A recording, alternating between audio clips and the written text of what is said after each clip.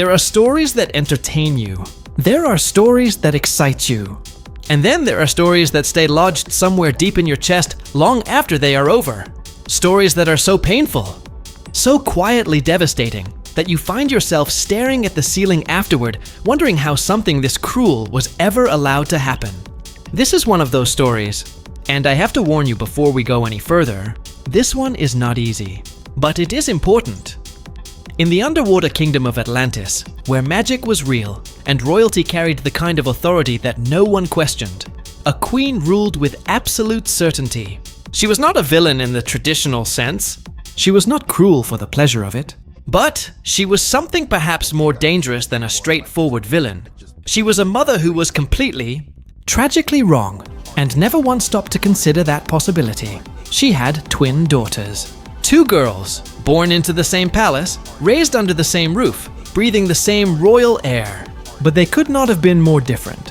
One of them had learned very early that the world rewarded performance.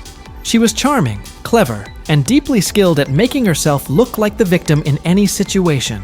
She understood how to bend a story just enough to make it point in the direction she wanted. She was the kind of person who could cause harm with a smile on her face and genuine-looking tears in her eyes. The other daughter was simply honest, straightforward, the kind of person who says exactly what she means because she never learned to be anything else. In a different world, that would have been her greatest strength. In this one, it became the thing that destroyed her. The queen had in her possession what she believed to be a powerful magical object, a truth circlet. The idea was simple. Wear it, tell a lie, and the circlet would punish you. In theory, it was a tool of discipline and fairness. In practice, it became an instrument of something much darker, because the queen believed in it completely. Without question, without doubt.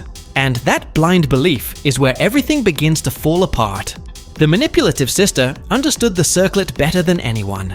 She understood that if she could frame her honest twin, if she could engineer situations where the honest one looked guilty, then the circlet would do the punishing for her. And so that is exactly what she did. Again and again and again. She lied, she twisted, she constructed false stories with just enough detail to be believable. And every single time, the honest sister was made to wear the circlet. Every single time, she screamed that she was telling the truth. And every single time, the circlet registered her words as lies, punishing her, while the real liar stood safely to the side. The honest sister begged. She pleaded with her mother to listen, to look closer, to simply believe her just once. Not because she wanted her sister punished, not out of revenge or bitterness, but because the pain was real, and the injustice was real, and all she needed was one person in that palace to look her in the eyes and say, "I believe you." That moment never came. The punishments continued. The pleas were ignored, and the girl who had done absolutely nothing wrong paid the price for it with her body, and eventually with her life.